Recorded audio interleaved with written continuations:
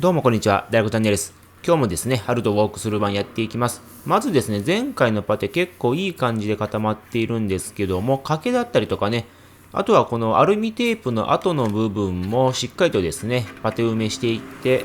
消していきたいなと思っています。で、今からですね、このアルミテープの周りの割れているところをですね、ドライバーでこうガリガリしてあげてですね、傷をつけていきます。そうすることによってそこにパテが入ってですね、固まってくれないかなというですね、希望を、持ってやっているわけですね。下地にですね、アルミテープを使うことがあるのかなと思ったんですけども、手法としてはですね、別に珍しいやり方ではなくてですね、昔からあるようですね。ただ今ではですね、どちらかというとハンダを使ったりとかですね、そういった手法があるようなので、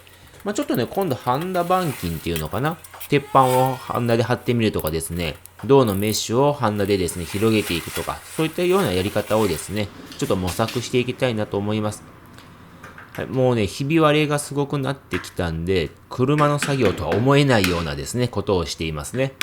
こうやってすることによってですね、一応こう割ってですね、錆を取ることができるので、こういうやり方をしてます。本当はインパクトにね、付けられるカップブラシを持ってくるべきだったんですけども、なかったので、こういうですね、金ブラシというのかな、金属ブラシで錆取りをしています。このアルトウォークスルー版のですね、ボディワークに関してはもう正直言いましょう。パテ盛り、パテ削り会です。もうそれ以外のものはやりません。それ以上以下でもないわけですね。もう永遠にですね、その作業をしていくしかないので、すごくね、単調な作業が続きます。すべてをですね、動画にするかどうかちょっと悩んでいるところで、もしかするとですね、ある程度進んだところで、こういうことをしてましたよっていうようなですね、紹介に留めるような感じになるかもしれませんが、ご了承ください。単調な作業でもですね、垂れ流しでもいいよみたいな感じであればですね、ずっとそれをやってもいいんですけども、飽きてきますよね。で、どんどん剥がしていくとですね、下地のこのビニールテープというか、アルミテープが出てきましたね。これをね、全撤去するかどうかで悩んでるんですけども、はい、こんな感じでですね、微妙なところですよね。ちょっと浮いてきてもいるので、もう剥がしちゃった方がいいのかなっていう気もします。というのもですね、この剥がれの原因っておそらくですね、裏側の錆だと思うんですよね。アルミテープを貼ってパテを盛る分にはいいと思うんですけども、その周りがですね、錆びて浮いてきちゃっていて、こういう状況になってるのかなと。あとはね、もうちょっとアルミテープの上のパテを厚く持っといてくれたら、こういうことにもならないのかなっていう気もするんですけども、そこはプロがやられてると思うので、私がね、どうこう言える部分ではないですけども、めんどくさい作業がいっぱいね、出てきています。こっち側もそうですね。で、基本的にですね、この車の塗装の割れているところっていうのは全部下地が錆びてます。もうところどころ穴が開いてるんじゃないかなと。フレームを見てる限りはですね、そんなに錆びは出てないんですけども、ボディ自体のやれが非常にひどくてですね、困っている状況です。このですね、今、アルミテープが貼ってあるところかな、ちょっとわからないんですけども、もともとですね、ミニのボディをくっつけているので、ミニについていたですね、ワイパーの穴とかもですね、おそらく同様な感じで消されていると思うんですよ。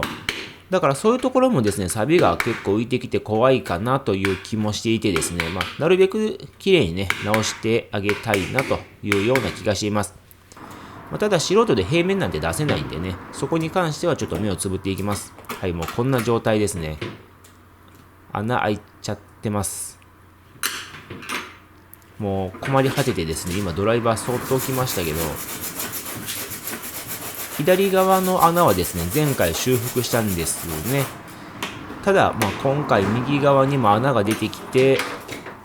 もうアルミテープをね、一度剥がしてしまおうかなとか思いながらも、一応ですね、錆転換剤を塗ってですね、ごまかしています。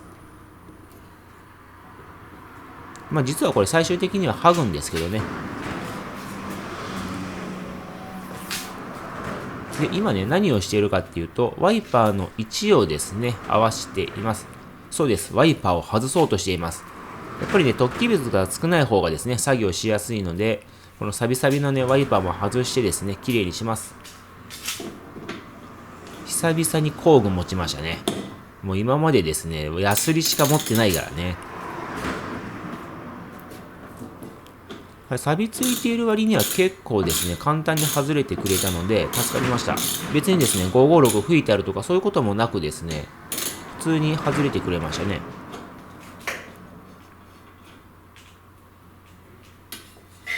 ちょっと外すのに苦労していますけど、それはそうですよね。これ立てないと外れませんからね。で、一応ですね、私はナットをね、なくしてしまいがちですので、錆びを落としてですね、外したナットはここにもう一度つけておきたいなと思います。そうすればね、なくなることないので、で、錆び止めを兼ねてですね、556を浸しておきます。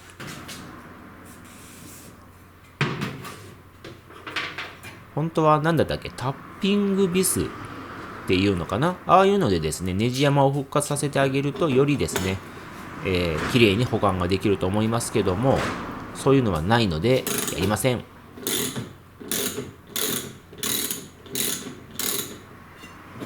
このラチェットの音気持ちいいですよね。私それが好きでラチェットよく使うんですけどね。こっちはちょっとね固着していたので軽く叩いてですね外しました。はい、これでですねだいぶ綺麗にスッキリとねしたので作業がしやすくなります。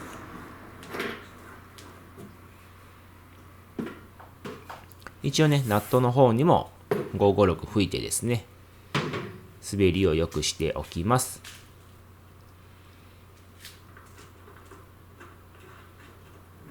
はい、OK ですね。ちょっとね、引っかかるんで気にはなってるんですけども、何回か動かしてですね、調整します。で、今度ね、この割れのところ、ちょっと気になるじゃないですか。ここまで割れが出てきたときは、下側がどうなっているのかっていう実験というか、点検ですよね。おそらくですね、奥側から雨が入ってると思うんですけど、はい、こんな感じです。この車ね、おそらくボディパテでできてると思うんですよ。ほぼパテなので、もうこんな感じで、パテの下に水がつくと、最悪ですね、錆が広がって、えらいこっちゃーです。はい、もう恒例の穴までね、出てきていますが、これはアルミテープで塞ごうかな。ただ私ね、小さな範囲のパテも初めてですけど、こんな大きな範囲のパテ盛れるのかなっていうのでね、少し不安なわけなんですが、初めてって言ってられないんで、しっかりとね、やっていきます。はい、錆取ってますね。はい、超高速で錆を取りまして、で、錆転換剤を塗ってですね、今日のここの部分の作業は終わりですね。で、こちらもですね、同様に剥がしてみたいと思います。軽く叩いてですね、表面を割っていきます。もはや大工仕事をしているんじゃないかっていう錯覚をね、起こし始めますね。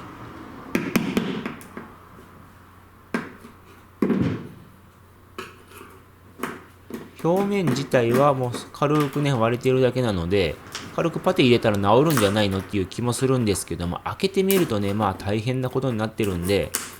ここは開けてあげて正解だったかなという気がします。この部分はですね、アルトのパネルではなくて、ミニのパネルを使ってるんで、そういった意味でもですね、ちょっと錆びやすいっていうか、こう、ミニのパネルをつけて、さらにですね、パテで高さをごまかしたりとかしているので、そういったところでですね、錆が出やすい。水がついて錆が出て、で、それによってですね、パテを押し上げてしまうっていうようなことが起きているわけですね。正直ね、勘弁してほしいと思いながらやってます。なんだって、手前見ていただくと、すごい錆びっていうかですね、ひび割れがいっぱいあるじゃないですか。これ全部剥ぐのかって思うとですね、ちょっと嫌になってきてます。というわけでですね、今日の作業はここまでにしておきます。これからもですね、地道に作業していきますので、よかったらチャンネル登録してご覧になってください。それでは、また。